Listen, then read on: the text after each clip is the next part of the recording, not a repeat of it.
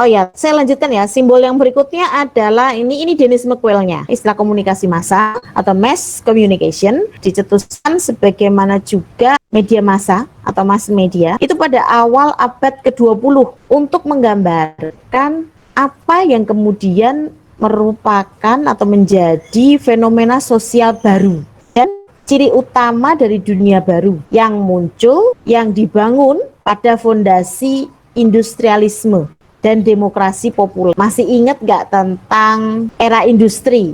Itu Bu, 4.0 Bu. Sebelum 4.0, jauh sebelum 4.0. Revolusi industri, Bu. Betul, revolusi industri. Revolusi industri ya. Iya, betul sekali ya. Jadi awal kemunculan istilah mass communication itu sebagaimana juga kemunculan istilah media massa atau mass media itu awal abad ke-20. Zaman tersebut ditandai dengan apa revolusi industri itu? Jadi zaman tersebut ditandai dengan yang tadi disampaikan. Juga dengan perpindahan ke kota-kota. Apa itu namanya perpindahan ke kota? Imigrasi? Bukan. Nomaden. Apa? Kalau perpindahan ke kota? Migrasi. Rantau, Bu. Merantau. Bukan. Ayo coba lagi. Bukan transmigrasi juga. Bukan transmigrasi juga. Apa Bu? Urbanisasi, Bu. Iya, urbanisasi. Tadi siapa yang nyebut itu ya? Urbanisasi. Urbanisasi. Oh, tadi ada yang udah nyebut urbanisasi. Ada yang sudah jawab urbanisasi. Oh, pas jawab saya pon. Cowok kok suaranya yang pertama kali saya dengar kok. Oh ya. Iya, Reza, Bu. Maaf ya. Zaman tersebut ditandai dengan perpindahan ke kota atau urbanisasi ya. Urbanisasi ya namanya. Serta melatih perbatasan dan juga pergulatan antara kekuatan perubahan dan penindasan serta konflik antara monarki dan negara bangsa, atau disebut apa negara bangsa itu? Demonstrasi. Negara bangsa itu disebut dengan apa? Jelas, Bu. Negara bangsa. Nasional. Nation state. Nation state. Jadi coba di mungkin ya mungkin seharusnya sudah pernah mendapatkan materi ini sehingga saya tinggal memanggil ingatannya saja ya. Coba dibayangkan awal abad 20 itu ketika revolusi industri itu banyak terjadi perpindahan orang ya. Mungkin dari desa ke kota begitu ya. Kota semakin ramai, semakin padat. Kemudian ada banyak kekuatan perubahan, pergerakan, penjajahan, penindasan tahun-tahun itu di berbagai negara. Di Indonesia sendiri awal abad ke-20 saja kita masih dijajah. Masih dijajah, betul. Ada konflik antara monarki dan negara bangsa ya, monarki dan negara bangsa. Ya tadi masalah istilah komunikasi massa, media massa, kemudian ini saya sudah kasih kode-kode mana yang bisa teman-teman tulis bisa teman-teman letakkan di peta konsep itu ya. Media massa dalam bentuk jamak merujuk kepada alat untuk berkomunikasi secara terbuka yang terorganisir dalam jarak jauh. Alat untuk berkomunikasi secara terbuka, terorganisir dalam jarak jauh dan kepada banyak orang dalam waktu singkat. Mereka lahir atau media massa ini ya, lahir atau muncul ke dalam konteks dan konflik di era peralihan dan secara terus-menerus dihubungkan dengan tren dan perubahan masyarakat dan budaya seperti yang dialami pada tingkat personal maupun masyarakat dan sistem dunia. Artinya media massa ini lahir itu selalu ada momennya. Media massa tidak lahir begitu saja. Media massa itu selalu muncul, timbul, ditemukan, itu ada konteks yang mengitarinya, ada latar belakangnya. Kemunculan media massa itu tidak muncul dalam damai gitu atau muncul dengan tenang, dengan baik-baik saja, langsung diterima, itu enggak. Tapi senantiasa diliputi oleh konflik era peralihan. Dari mulai awal kemunculannya sampai sekarang. Itu terus-menerus. Dan media massa akan selalu dihubungkan dengan tren dan perubahan masyarakat dan budaya. Baik itu dialami pada tingkat personal, di sekitar masyarakat, komunal, community, society, sampai pada sistem dunia. Globalisasi disrupsi. Jadi misalnya ketika kemunculan radio, bagaimana radio itu ternyata awalnya digunakan sebagai media propaganda penguasa, dan radio yang ada di Indonesia pada awal kemunculannya tidak bisa menangkap semua frekuensi, hanya frekuensi yang memang sudah disetting oleh pemerintah Belanda saja yang bisa diterima receiver radio yang ada di Indonesia. Pun ketika Jepang menjajah, itu hanya frekuensi dari pemerintah Jepang saja yang dibolehkan didengar, diterima oleh radio yang ada di Indonesia. Kemudian yang terdekat saja deh, ketika saat ini kita bisa menggunakan internet, kan tidak semua aplikasi atau informasi yang ada di internet ini bisa dengan mudah diterima dan digunakan oleh kita semua, ya kan? Ada transisi atau perubahan, pergantian gitu, ada adaptasi, pembiasaan dalam penggunaannya. Sampai di sini ada pertanyaan? Belum, Bu. Sudahkah mendapatkan tambahan konsep untuk menjelaskan komunikasi massa atau konsep yang bisa dihubungkan dengan komunikasi massa dari tadi yang saya sampaikan? Kalau saya contohkan di sini kan contohnya media massa. Teman-teman bisa berikan tambahan konsep-konsep lain untuk mengisi lingkaran-lingkaran ini, dan lingkaran ini besar kecilnya juga bisa teman-teman setting sendiri, bisa teman-teman maksudnya tulis sendiri. Jadi nanti teknisnya tulis saja di catatan teman-teman, kemudian di foto, di upload. Boleh juga nulis dalam bentuk Microsoft Word, kemudian di upload di blog masing-masing, URL-nya atau address bar-nya di upload ke Vclass. Ini contohnya misalnya media massa. Kalau saya berikan contoh yang lain, nanti teman-teman jadi terbatas, nggak bisa menambahkan sendiri ya. Boleh copy paste dari temannya, karena biasanya juga begitu kan teman-teman kalau bikin tugas boleh. Tetapi akan sangat ini ya, pengalaman membuat peta konsep itu ada rasa kepuasan tersendiri ketika kita bisa mendapatkan, menemukan konsep-konsep itu. Itu ibarat kita mancing dapat ikan atau menjala jala ikan gitu dapat banyak gitu. Kita akan menemukan kepuasan sendiri ketika kita bisa menemukan konsep-konsep yang sesuai dengan komunikasi massa atau yang bisa menjelaskan lah bahwa konsep-konsep itu ada hubungannya dengan komunikasi massa. Lanjut ya.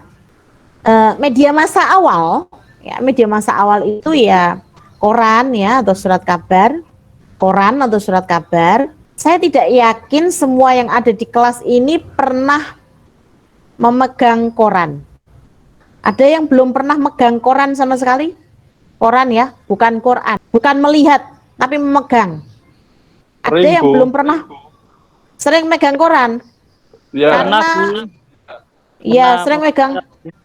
Pernah, karena itu buat nasi bungkus. Sering karena tiap makannya nasi bungkus sehingga sering pegang koran gitu ya. Coba ada apa ini? Iya, Salah Bu. satunya. Coba saya pengen pengakuannya ini. Setiap apa saya Budin? Setiap makan atau ada yang jadi loper koran ini? Coba Ati Hasanah. Pernah pegang koran nggak, Mbak? Raise hand. Silakan Mbak Ati. Raise hand itu berarti pernah apa nggak pernah tuh? Fauza Adam jual koran, masa? Kamu jual koran dong?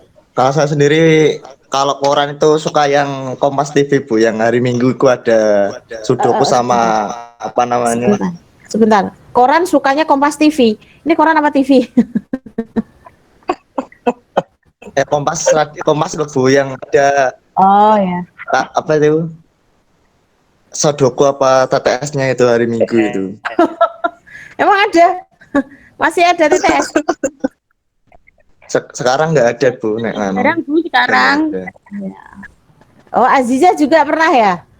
Ada enggak yang belum pernah pegang koran sama sekali?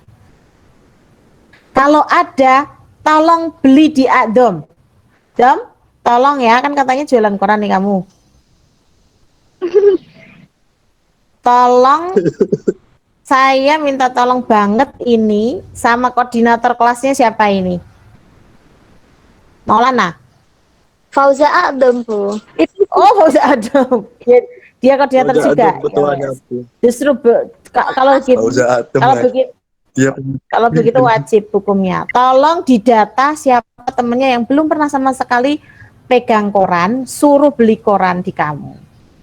Jangan sampai ada mahasiswa peserta mata kuliah komunikasi massa tidak pernah pegang koran.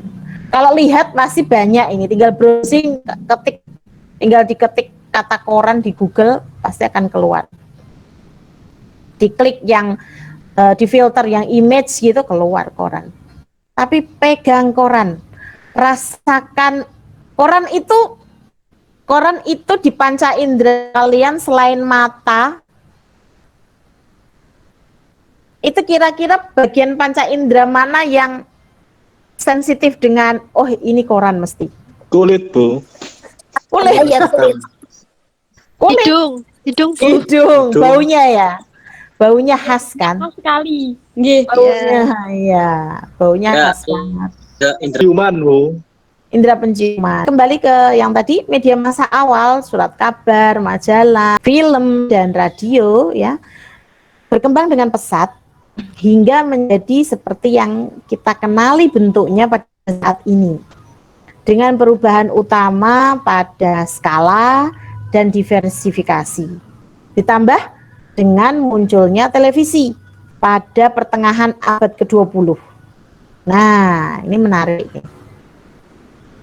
Ketika teman-teman menuliskan peta konsep itu biar lebih menarik ditambahkan icon ya, icon atau ilustrasi gambarnya. Ya. Cuman kalau kita bicara tentang perkembangan media masa awal tersebut, tentu saja saat ini itu sudah ada banyak adaptasi dan diversifikasi. Diversifikasi itu ragam, ya, ragam. Seperti tadi yang disebutkan oleh siapa ya tadi ya? Loh, orangnya sudah nggak ada. Apa tadi yang saya suka baca koran Kompas TV itu tadi siapa? Saifuddin apa ya? Ya, Bu, saya Nggih, Budin. Bu. Ya, Saifuddin. Ini mana orangnya? Kalau nggak ada orangnya kan kita jatuhnya gibah ini. Sambil kerja Koran dia, Bu. Nggak punya Oh, sinyal, iya. Bu. masih stay, Bu. nggak Apa, ada Bu? sinyal.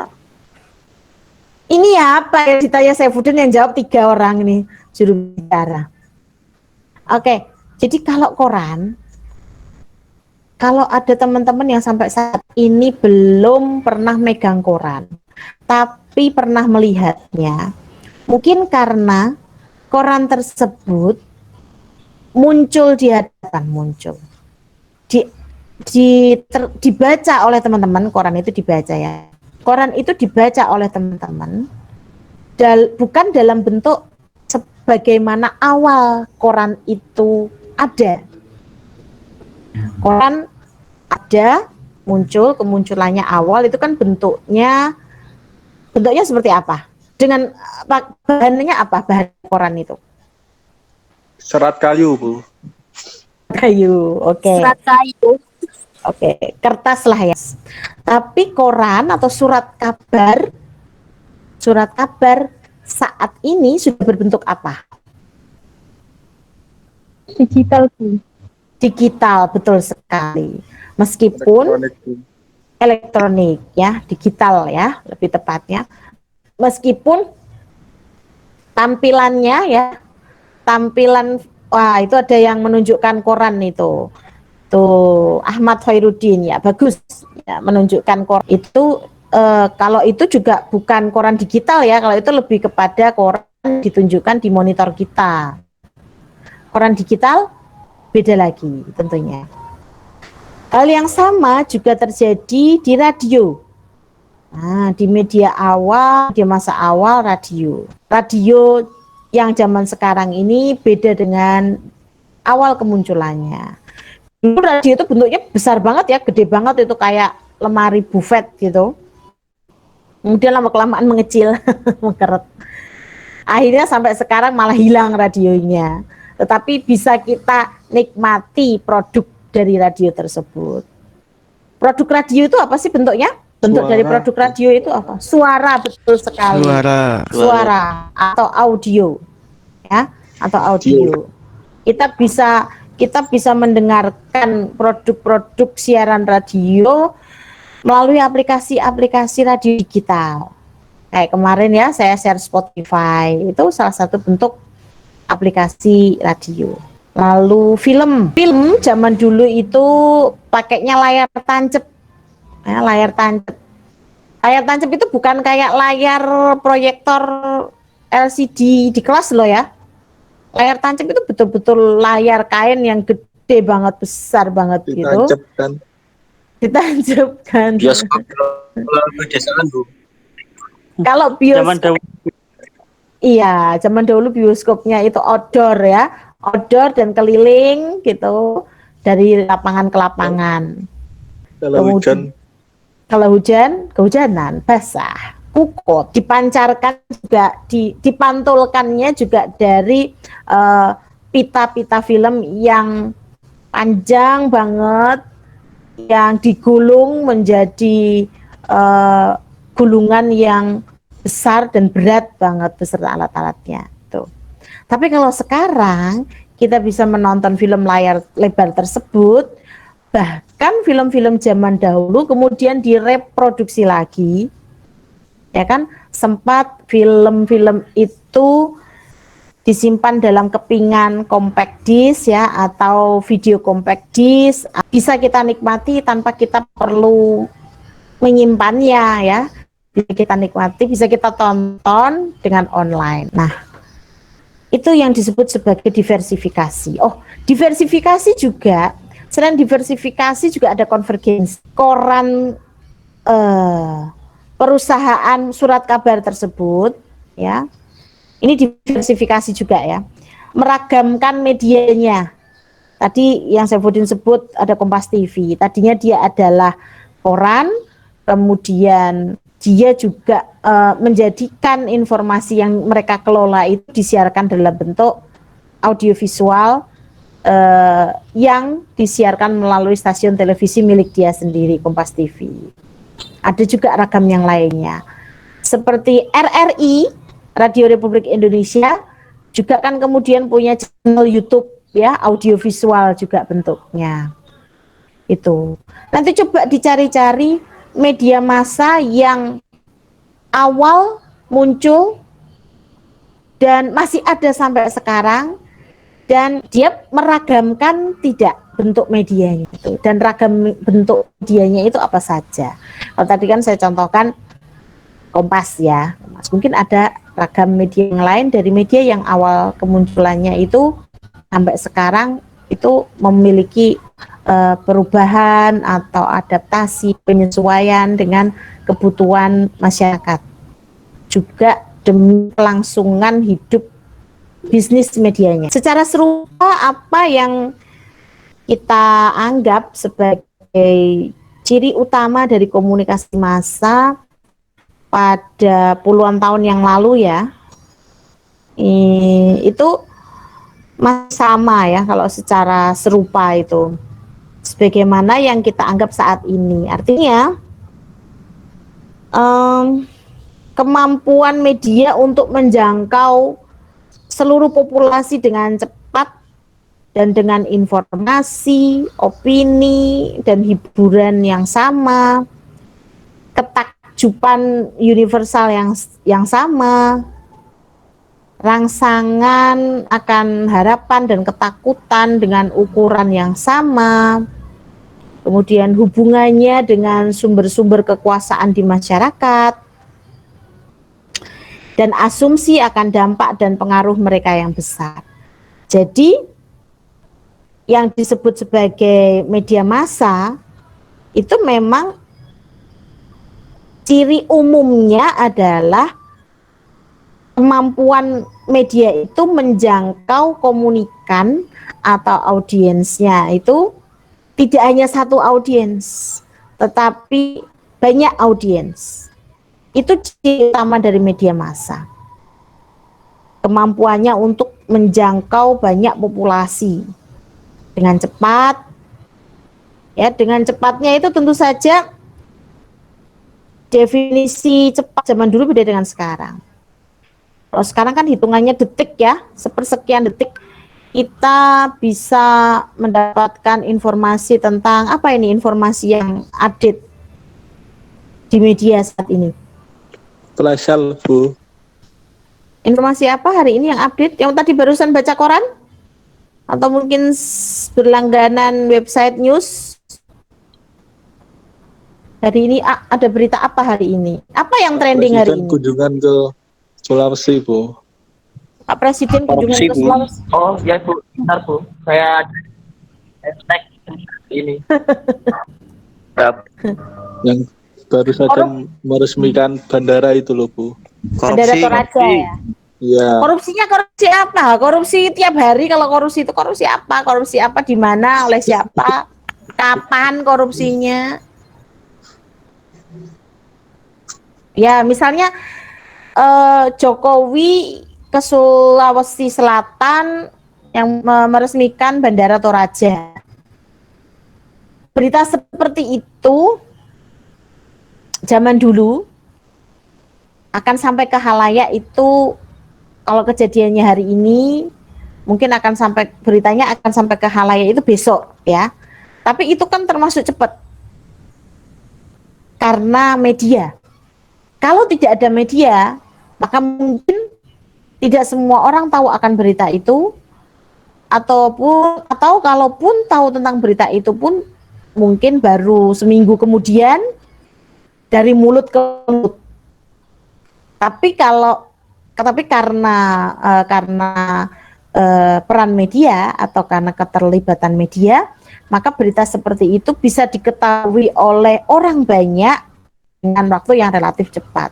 Kalau sekarang bahkan itu mungkin masih hari ini ya, masih hari ini kita sudah tahu kejadiannya, hari ini kita sudah tahu, atau bahkan mungkin baru 1 jam yang lalu kita sudah tahu, atau pada saat yang sama kita sudah tahu karena mungkin tayangannya live misalnya. Nah, jadi maksud penjelasan saya tadi, ciri utama media massa itu ya, itu masih sama serupa, dan itu juga adalah ciri utama dari komunikasi massa, kemampuan untuk menjangkau seluruh populasi dengan cepat, disertai informasi, opini, hiburan, ketakjuban yang sama, hubungannya dengan sumber kekuasaan.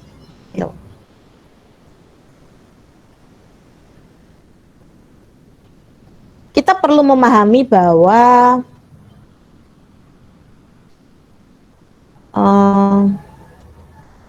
pasti ada banyak perubahan ya yang terjadi dalam spektrum media dan dalam banyak aspek yang mencakup bentuk dan isi. Bentuk media pasti mengalami perubahan, isinya apalagi ya, tetapi ciri utamanya akan tetap. Jadi komunikasi massa itu tidak digambarkan lagi menjadi satu-satunya alat komunikasi pada tingkat masyarakat. Teknologi baru telah berkembang yang terdiri atas jaringan komunikasi. Komunikasi massa dalam artian skala yang besar itu adalah konten publik ya, yang mengalir satu arah dan terus berkuasa. Tidak lagi hanya dimiliki oleh media massa tradisional. Di komunikasi massa dalam artian skala besar itu adalah konten publik.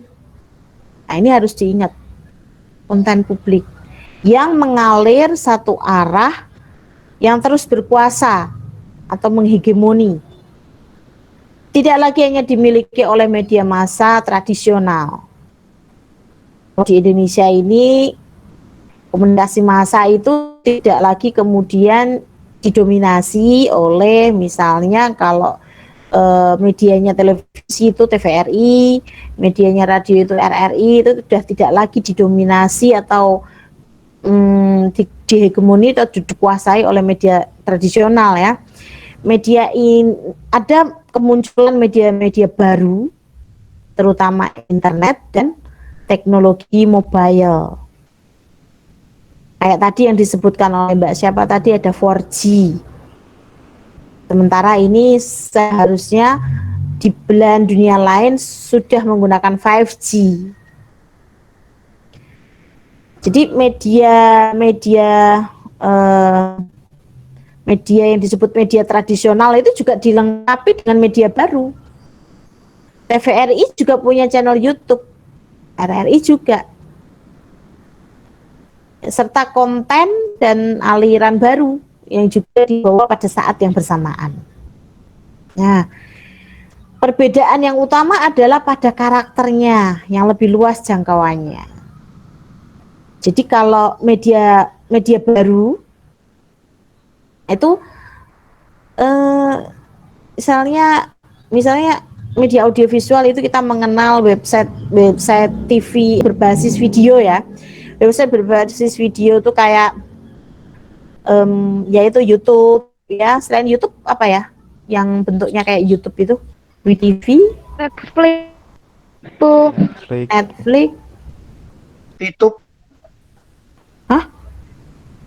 VTube, oh ya VTube, lebih ke VTube dibanding Net sama Wi tadi. Ini yang basisnya berbagi ya, berbagi video. Netflix apa bisa berbagi video ya? Apa pemilik akun Netflix apa bisa film. Iya, terus nonton film kan? Artinya kayak gitu loh, series. iya, artinya pemilik akun Netflix kan nggak bisa punya kanal kayak YouTube gitu kan ya?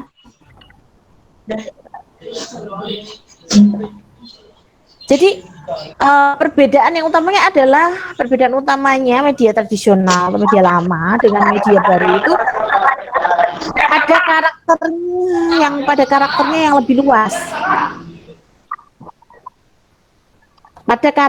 yang lebih luas.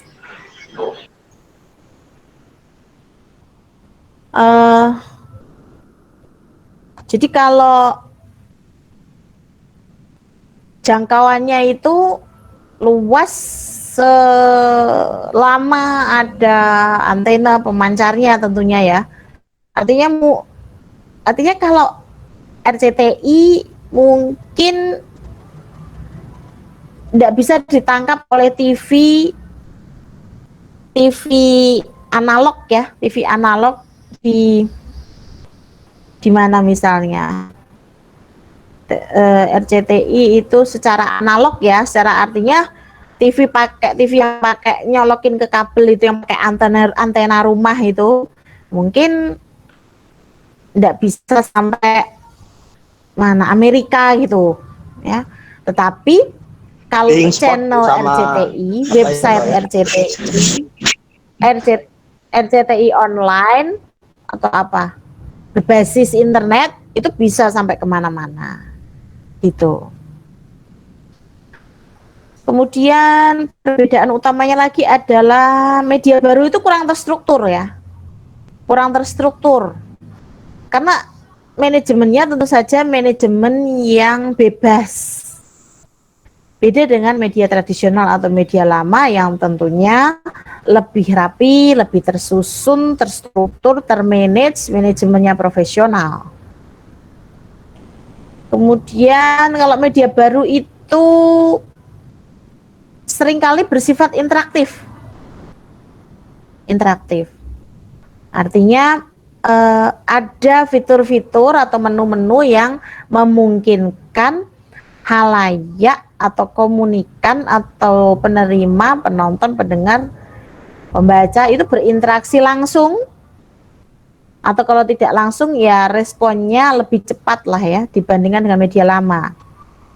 Kalau media lama atau media konvensional, media tradisional itu interaktif itu tertunda, jarang bisa langsung gitu ya. Meskipun ya zaman Zaman dulu tuh sebetulnya tuh sudah ada teknologinya interaktif. Kayak video conference gitu tuh sudah ada sejak tahun berapa? 70-an itu video conference sudah ada sebetulnya. Cuman kan mahal ya, teknologinya mahal, kemudian sulit untuk diakses, tidak sembarang pihak bisa mengakses ya. Coba deh nanti cari di YouTube itu ketika Pak Soeharto video conference atau di negara-negara yang lain jauh sebelum Soeharto ketika melakukan video conference sudah bisa video conference ya. Cuman kalau sekarang video conference itu bisa dengan mudah ya,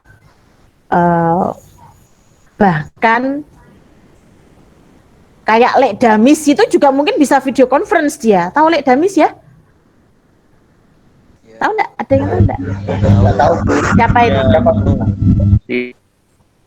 Belum tahu. Enggak tahu? Waduh, Ledam itu YouTuber terkenal. Ya, orang siapa? Blora, Orang Blora, ya. ibunya Mas Ibunya Mas siapa? Mas Blora. Mas Blora. Anaknya YouTuber juga ya, di Mas Zainal, terus akhirnya ibunya diajarin jadi YouTuber, terus maknya mbahnya ya diajarin YouTuber juga, tetangga-tetangganya semuanya itu media baru seperti itu. Kemudian bahkan bisa bersifat private ya atau individualis gitu, karena untuk mengakses media tersebut itu bisa dengan cara private juga. Kayak misalnya ya kalau teman-teman pengguna media sosial kan, di media sosial juga ada settingan private gitu kan ya. Media sosial itu tidak selalu melulu terpublish publik, bisa diakses oleh publik. Ada settingan private-nya juga. Kayak di YouTube juga ada settingan apa namanya itu, kalau untuk yang hanya bisa menonton, yang menonton hanya yang punya linknya saja, itu apa istilahnya? Di sini ada yang YouTuber nggak?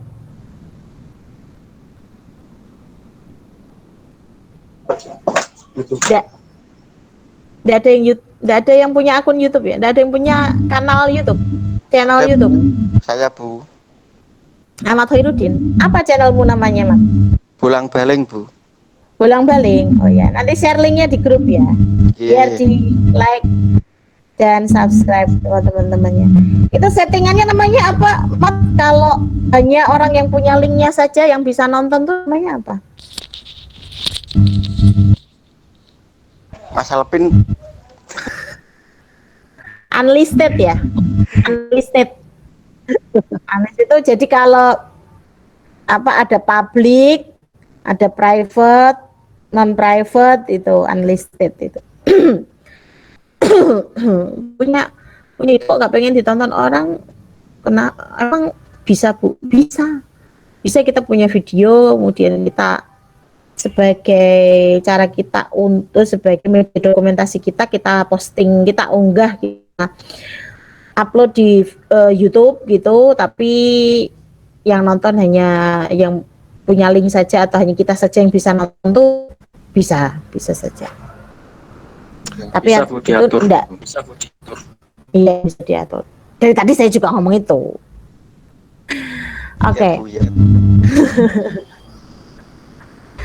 Jadi bagaimanapun perubahan yang terjadi ya, signifikansi media massa dalam masyarakat kontemporer itu tidak diragukan lagi. Signifikansi itu manfaatnya ya. Ya, manfaatnya, pentingnya, keberadaannya, gunanya, fungsinya. Media massa dalam masyarakat kontemporer, masyarakat saat ini itu tidak dilakukan lagi, baik dalam ranah politik, budaya, kehidupan sosial sehari-hari maupun ekonomi. Nah, kaitannya dengan politik, media massa itu memberikan arena debat dan seperangkat saluran untuk membuat kebijakan, fakta, ide, ya, yang relevan, mempopulerkan, seperti menyediakan media massa itu menyediakan alat atau media massa itu menjadi alat bagi para politisi, kelompok kepentingan dan agen pemerintah untuk melakukan publisitas, ya. Karena media massa itu sudah menjadi public sphere atau ruang publik, ya, arena debat, dan menanamkan pengaruh juga. Seperti kita ketahui bahwa Pilpres kemarin itu kan sangat diuntungkan atau mendapatkan pengaruh yang kuat dari media, ya, baik itu media sosial, media massa di internet maupun media massa mainstream, ya, kayak TV, radio, koran gitu. Nah, dalam kaitannya dengan budaya, media massa bagi sebagian besar orang itu merupakan sumber utama representasi dan ekspresi budaya. Kalau tadi itu dalam kaitannya dengan politik, ya, media itu menjadi arena debat, sedangkan dalam kaitannya dengan budaya, media massa bagi sebagian besar orang merupakan sumber utama representasi dan ekspresi budaya, dan merupakan sumber utama gambaran realitas sosial dan sumber untuk membentuk dan menjaga identitas sosial.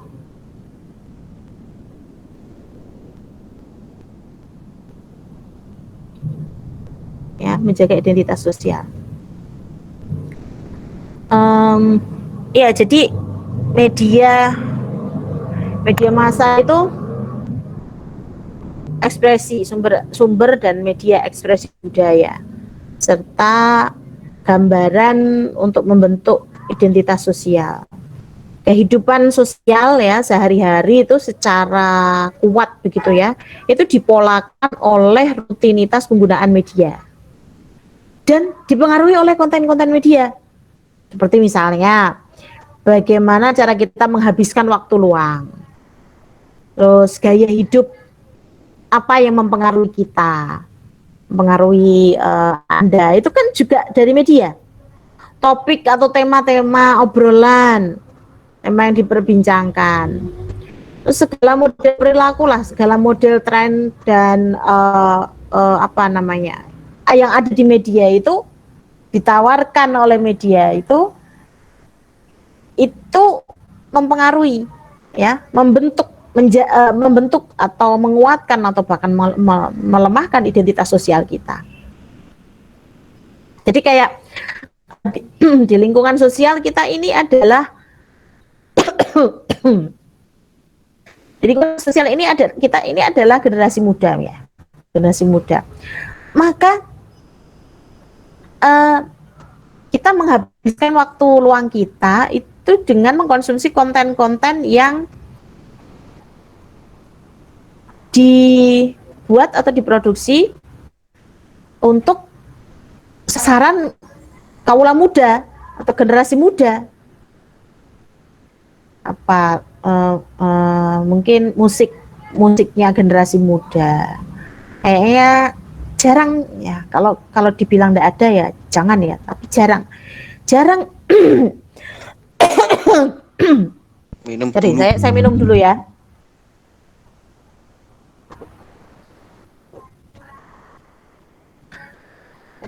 Jarang generasi muda itu yang dengerin musik, misalnya musik keroncong atau musik-musik golden memory, nostalgia tahun 60-an, 70-an. Kan pasti dengerinnya musik yang sekarang.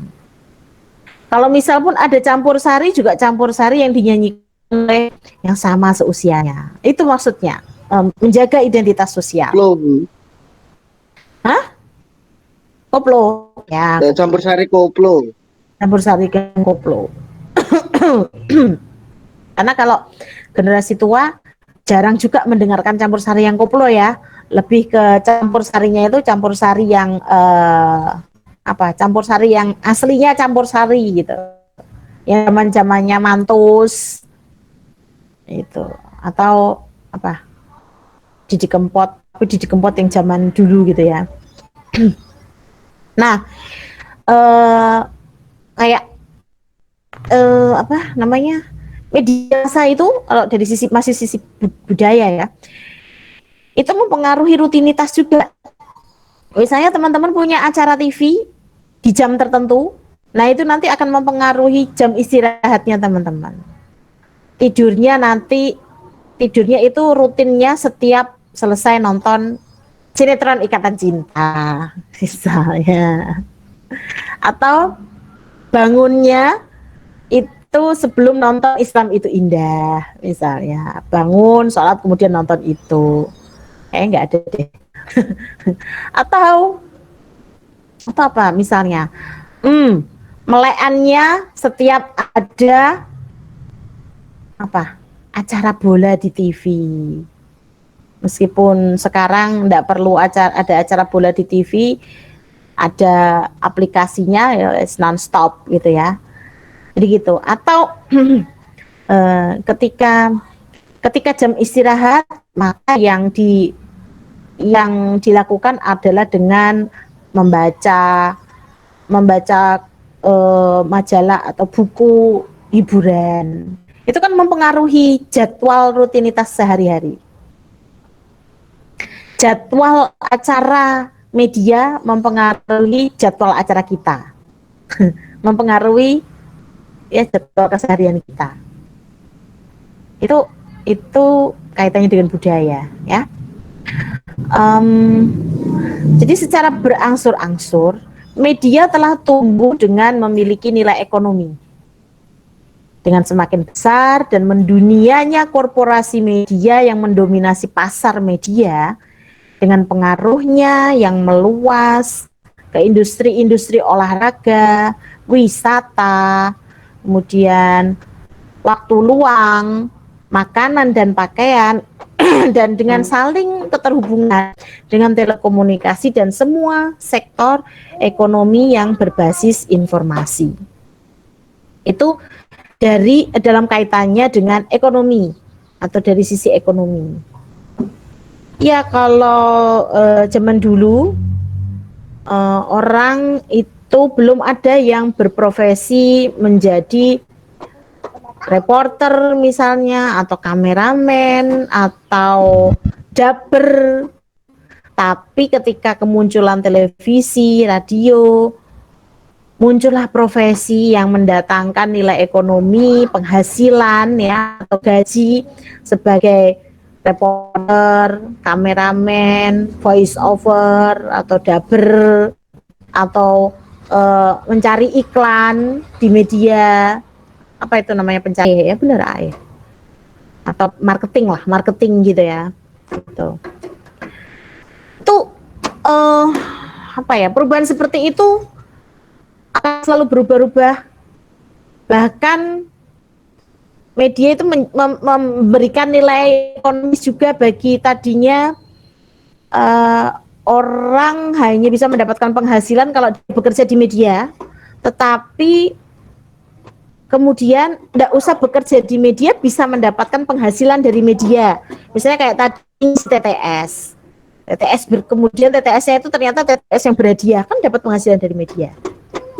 Bahkan promotor saya namanya Profesor Pawito, guru besar ilmu komunikasi pertama di Jawa Tengah tuh ya. Dosen UNS, komunikasi UNS, Prof. Pawito itu bisa di browsing. Ini bukan dalam rangka gibah ya, nanti bisa di browsing. Insya Allah bukan dalam rangka gibah. Prof. Pawito itu dulu dia membiayai kuliahnya itu dengan cara menulis di koran. Jadi ketika setelah dia menulis, nanti dia dapat honor dari koran. Yang dia tuliskan juga bukan pemberitaan, bukan apa, tapi karangan gitu, artikel. Jadi dia pernah menulis zaman dulu ya, sekarang sudah umur Ini ada sepuh kan, kebayang zaman dulu. Beliau menuliskan tentang Iran, kemudian dikirim ke koran, dia dapat honor. Menulis tentang apa lagi. Jadi teman-teman yang suka nulis, rajin-rajinan menulis dan kirimkan ke coba dikirimkan ke media. Itu nilai ekonomi. Apalagi sekarang ini ya, orang yaitu kayak Lek Damis tadi toh. Lek Damis itu kontennya apa sih? Kalau dipikir-pikir coba. Ada yang tahu kontennya Lek Damis? Nggak tahu Bu, nggak subscribe soalnya. Hah? Guyonan tok. Keseharian itu ya. Konten di YouTube itu ya Allah macam-macam. Ada yang cuman sekedar, saya pernah baca itu, pernah ada yang nyetatus, ada dosen YN itu nyetatus, ada satu video YouTube itu judulnya tutorial gabut. Tutorial rebahan. Itu viewernya dan subscribernya banyak banget. Dan sudah monet juga. Itu kayak yang kemarin terkenal ya, si Hani Rosidah itu yang sudah dikenal se-Asia itu, YouTuber orang Indonesia yang sekarang tinggal di Hong Kong, sudah terkenal itu, dikenal se-Asia. Kalau pergi ke Malaysia, Singapura juga suka dipanggilin itu, bahkan pernah dihentikan oleh di bandara itu oleh imigrasi tuh, karena saking terkenalnya dia. Dia itu juga awalnya punya channel YouTube itu karena mau menyimpan dokumentasi video tentang anak-anaknya agar bisa ditonton kelak nanti kalau mereka udah dewasa atau kalau buat kangen-kangenan gitu kan. Kemudian lama kelamaan dia istiqomah, rutin, rajin gitu ya. Kehidupan kesehariannya direkam, kemudian dia juga bikin konten tentang masak-masakan buat maaf Mbak, udah lagi ngecat bentar ya. Itu akhirnya dia bisa dapat penghasilan tiap bulan rata-rata kalau dirupiahkan 100 juta rupiah katanya, ya tentu saja itu masih dipotong pajak ya sekitar segitulah tiap bulannya, dari hanya sekedar posting YouTube ya sehari sih bisa katanya bisa 4 sampai 5 kali mengunggah video.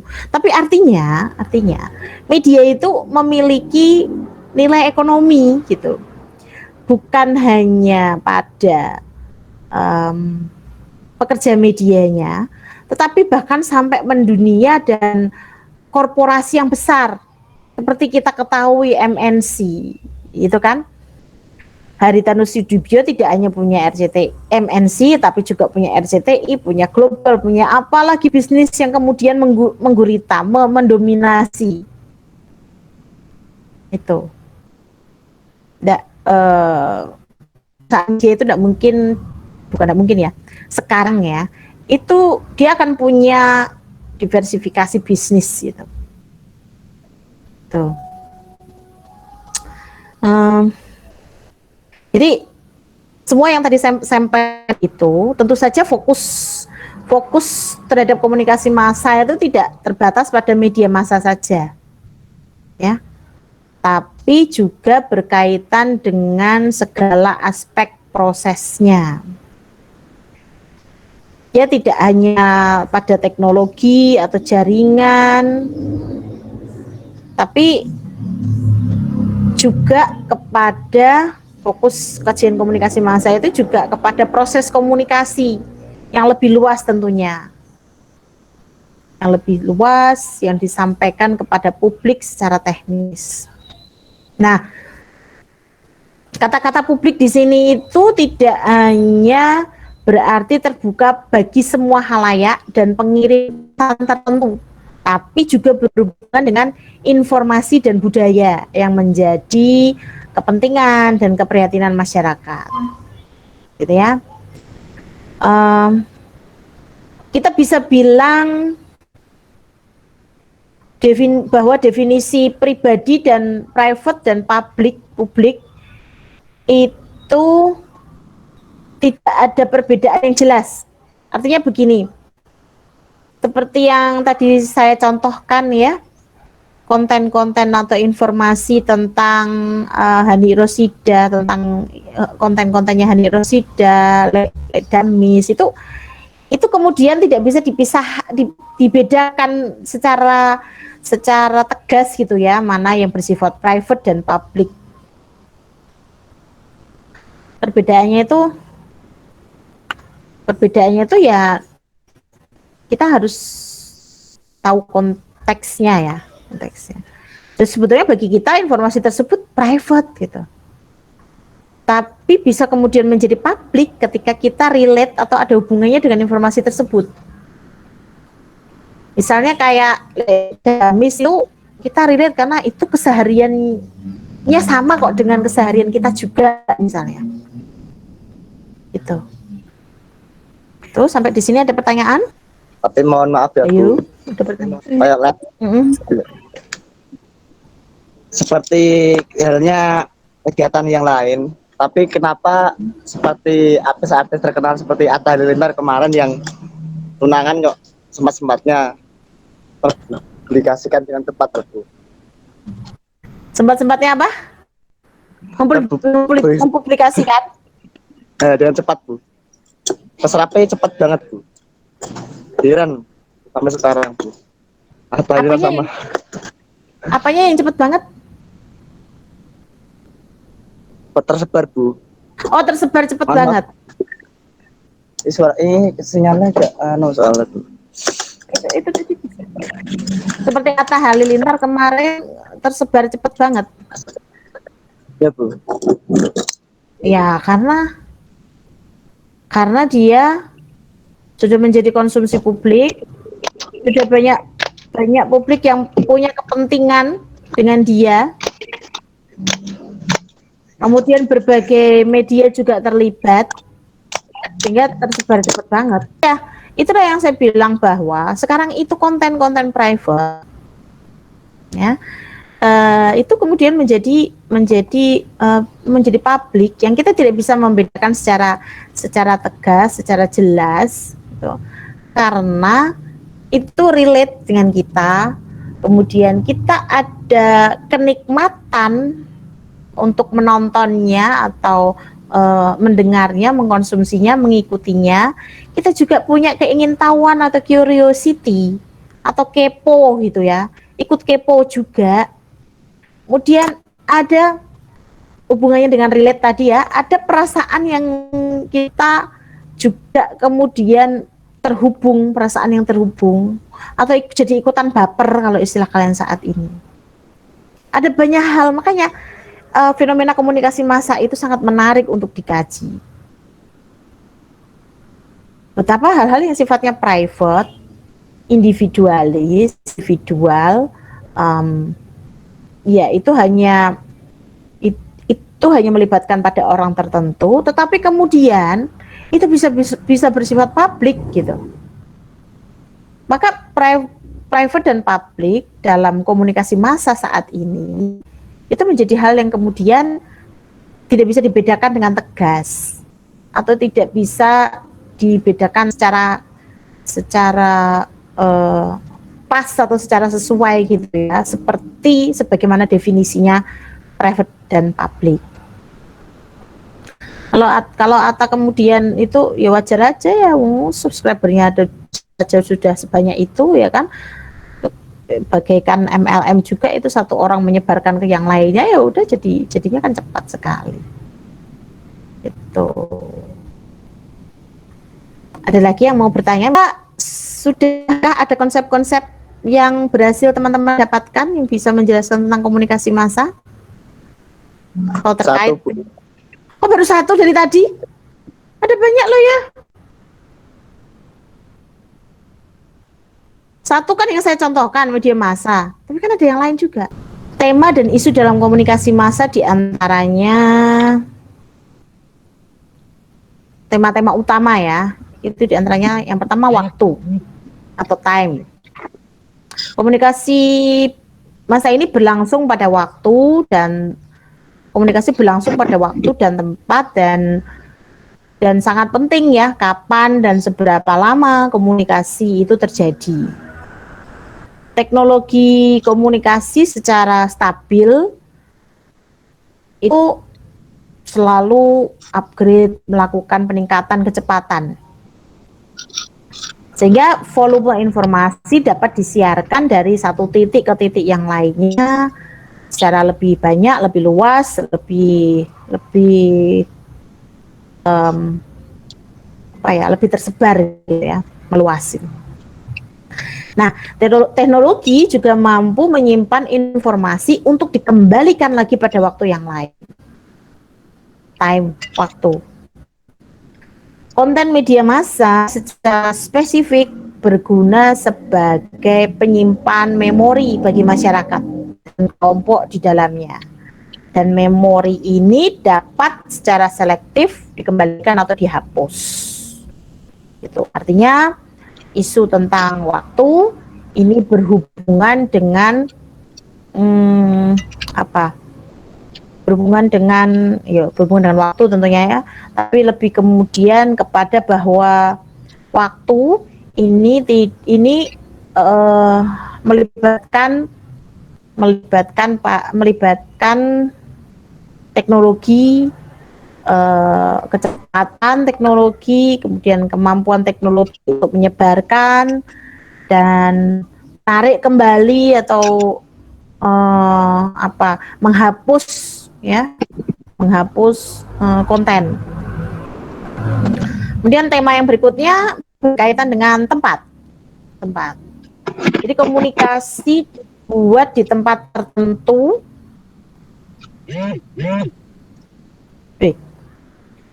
Komunikasi dibuat di tempat tertentu dan mencerminkan ciri konteks di mana komunikasi terjadi. Kalau waktu tadi adalah kapan, kalau tempat ini di mana, ya. Jadi hal tersebut berfungsi untuk mendefinisikan tempat bagi para penduduknya dan juga untuk membangun identitas. Jadi komunikasi massa juga terkait dengan geografi,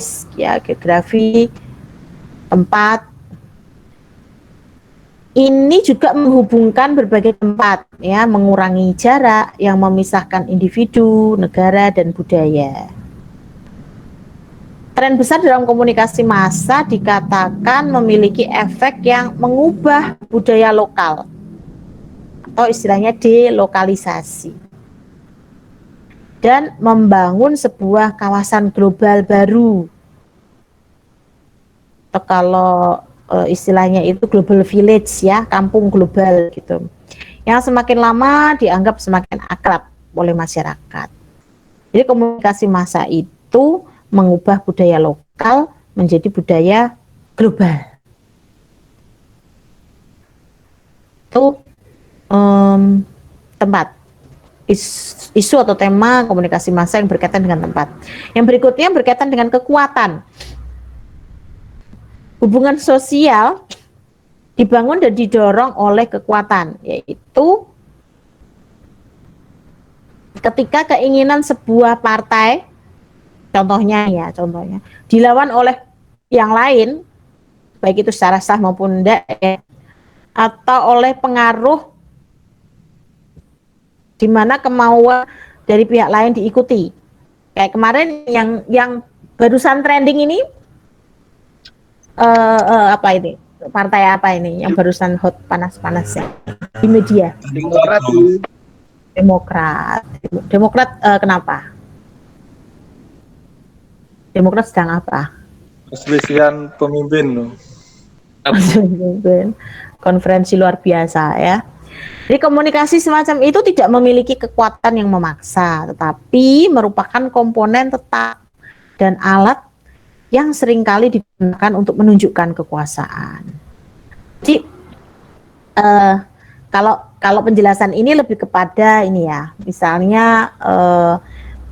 misalnya media itu ada hubungannya dengan partai tertentu gitu. Kita kan tahu kan partai apa itu di belakang partai tersebut ada media apa, itu kan ada beberapa media dan partai yang seperti itu ya. Tuh. Meskipun ada perhatian dan sifatnya sukarela terhadap media massa, namun pertanyaan akan kekuatan mereka terhadap khalayak itu pasti ada. Jadi misalnya, kenapa kok MNC bisa memiliki banyak simpatisan, banyak khalayak, bisa menarik banyak khalayak, atau sebaliknya, kenapa kok partai X gitu ya bisa memiliki banyak simpatisan, partisipan, konstituen gitu. Itu kadang-kadang karena ada jalinan kekuatan antara media dan hal yang lain ya, kekuatan yang lain. Nah, dalam hal ini partai. Itu isu atau tema berikutnya tentang isu tentang kekuatan ya. Kemudian isu komunikasi massa berikutnya juga realitas sosial. Nah, penjelasannya asumsi dibalik sebagian besar teori komunikasi massa ya adalah bahwa kita saat ini tuh menempati dunia yang nyata sebetulnya dari kondisi peristiwa yang kita ketahui. Nah, media itu menyediakan laporan atau memberitakan atau merefleksikan realitas kita kepada kita dengan tingkatan akurasi, keutuhan, atau kepercayaan yang bermacam-macam. Nah, konsep kebenaran ini seringkali diterapkan sebagai standar untuk konten berita dan fiksi, seberapapun sulitnya untuk menggambarkannya atau mengukurkannya. Atau kita mengenalnya dengan istilah settingan. Ya kan? Misalnya apa ya? Misalnya apa sih yang kita pikir saat ini itu sedang corona lah misalnya. Corona itu kan ada sebagian yang menganggap ini sebagai apa? Konspirasi global. Tapi the fact is kita sekarang ini saat ini semuanya sedang terancam ya kan, sedang diintai oleh corona ya kan. Dan media menggunakan itu untuk pemberitaan, laporan, refleksi realitas itu. Tapi kadang-kadang kita bertanya juga, ini pemberitaan tentang corona yang ini beneran atau enggak sih kan gitu. Meskipun pada kenyataannya kita di dunia nyata itu kita sedang kena corona. Kita sedang dilingkupi, diintai oleh ancaman corona. Gitu. Tema berikutnya adalah tentang makna. Ya. Sebuah tema tertentu yang secara terus-menerus muncul yang berkaitan dengan penafsiran pesan atau konten media massa. Sebagian besar teori media massa bergantung pada asumsi yang dibuat mengenai makna yang mereka bawa. Baik dilihat dari sudut pandang pengirim, penerima, maupun pengamat netral. Sebagaimana yang telah dibahas sebelumnya, ya, tidak ada sumber makna yang tunggal. Tidak ada satu cara pun untuk menyatakan makna yang dimaksud. Ya. Nah, itu akan menimbulkan potensi perselisihan, ketidakpastian, tidak pemahaman. Jadi makna itu nggak pernah tunggal. Kenapa tadi saya menanyakan tentang simbol logo IAIN? Karena di tiap orang itu punya pemaknaan yang berbeda-beda. Jadi makna itu tidak ada makna yang tunggal. Tiap orang pasti punya persepsi masing-masing yang menghasilkan makna masing-masing. Tema yang berikutnya, hubungan sebab akibat dan determinisme. Secara alamiah, teori itu selalu mencoba meneliti, menguji pertanyaan sebab dan akibat. baik dengan memberikan proposisi ya yang menghubungkan beberapa pengamatan atau secara langsung memberikan pernyataan ya untuk menentukan apakah satu faktor menyebabkan faktor yang lainnya, apakah satu faktor ini menghambat faktor yang lainnya. Pertanyaan mengenai sebab muncul itu tidak hanya pertanyaan mengenai sebab muncul tidak hanya berhubungan dengan sebab akibat atau konsekuensi ya dari pesan media terhadap individu, tetapi juga berhubungan dengan konteks atau pertanyaan historis atau sejarah atau latar belakang mengenai kemunculan lembaga itu atau media itu atau berita itu ya gitu. Itu hubungan sebab akibat dan determinisme. Apakah media menyebabkan mereka memiliki ciri konten tertentu tuh, kemudian apakah mereka itu hanya hasil ataukah itu adalah cerminan dari kekuatan sosial yang lebih besar gitu. Itu hubungan sebab akibat. Contohnya ada satu lagi YouTuber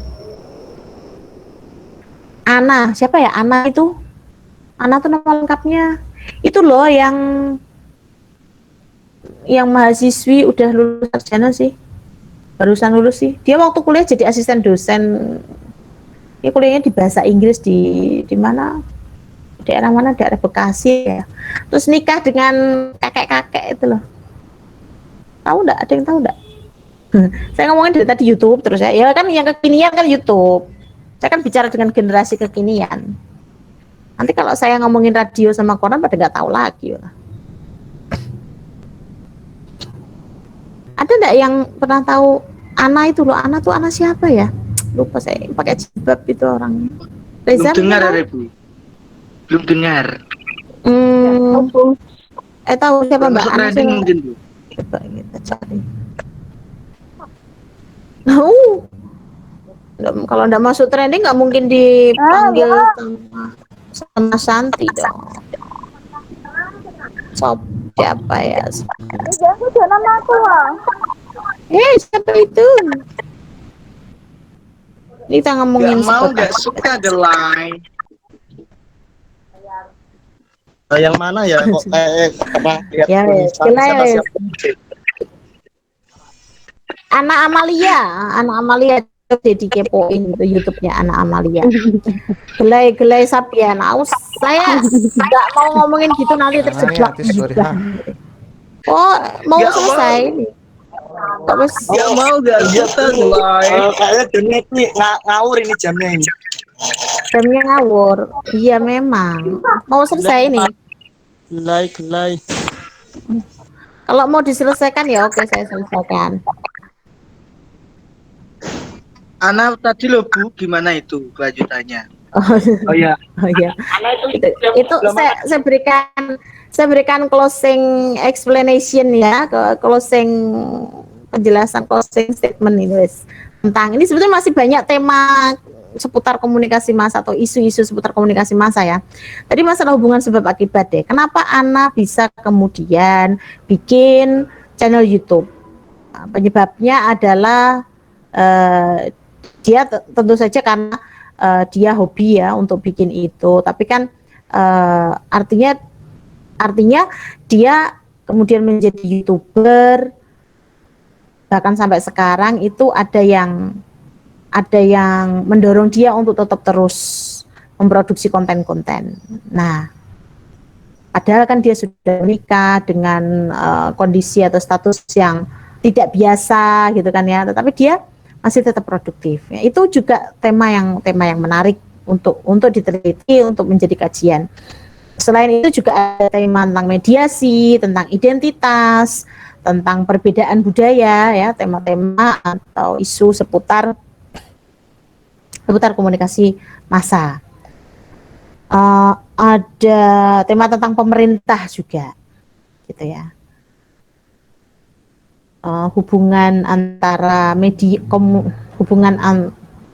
hubungan antara media dengan politik atau komunikasi massa yang dilakukan oleh pemerintah, isu-isu budaya, perhatian di bidang sosial, atau pertanyaan-pertanyaan yang sifatnya normatif seperti kebebasan berekspresi, ya, berhubungan dengan pertanyaan atau tema-tema isu-isu yang berhubungan dengan hukum, etika, ya, kesetaraan misalnya, atau nilai, norma, aturan di media, kemudian bidang ekonomi tentu saja, itu banyak isu-isu yang bisa diangkat dengan perspektif atau sudut pandang kajian komunikasi massa. Itu saja, karena ini waktunya juga tadi sudah ada peringatan dari teman-temannya. Kita akhiri perkuliahan kita, semoga ada banyak konsep yang bisa teman-teman dapatkan. Kalau tidak ada ya nanti dibaca lagi, silakan dibaca. Dennis McQuail akan segera saya kirimkan. Nanti bisa diakses atau di browsing juga bisa, ya, Dennis McQuail gitu, Mass Communication Theory. Atau teman-teman tidak harus hanya dari Dennis McQuail, ya, boleh dari referensi tentang komunikasi massa yang lain. Intinya perbanyaklah istilah-istilah yang bisa teman-teman masukkan di peta konsep itu, dan istilah tersebut difahami, coba dicari definisinya. Kalau di Dennis McQuail ada glosariumnya, ya, ada indeksasinya gitu, ada kata ini penjelasannya apa gitu. Atau kalau teman-teman kesulitan bisa dicari di referensi komunikasi massa, itu kan biasanya kan ada dalam kurung atau sinonimnya atau artinya, atau bisa lebih mudah lagi di kamus, misalnya kamus besar bahasa Indonesia juga tidak apa-apa. Yang penting dalam kajian komunikasi massa ini jangan sampai ada istilah komunikasi yang tidak terklarifikasi, tidak clear, teman-teman bahkan belum atau tidak paham, tidak tahu, tidak pernah mendengar, gitu ya. Nanti karena itu akan mengakibatkan itu akan menjadi hambatan, ya, tentu saja dalam perkuliahan ini untuk satu semester. Apalagi sudah dapat mata kuliah komunikasi? Oh, berarti sudah dapat tentang komunikasi massa juga, ya, pastinya, ya. Dikit Bu, tapi ya gitu loh. Sedikit karena kan memang ada komunikasi yang lainnya juga yang harus berbagi porsi, ya. Makanya di sini itu harus lebih dalam nantinya. Oke. Mungkin bisa juga besok kalau ada kesempatan gitu membahas materi yang kemarin, digali lagi, dibuka lagi, dicari lagi catatan kemarin, bisa di-share di grup, ya. Share atau berbagi itu insya Allah ada pahalanya.